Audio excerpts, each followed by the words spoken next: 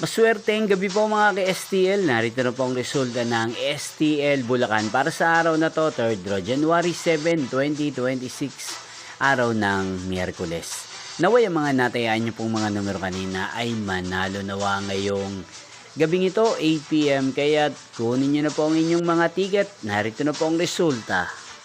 Ang mga numerong nanalo sa STL Bulacan ngayong gabing ito, January 7, 2026, 8 PM. Ang mga numerong nanalo, 14 at 33.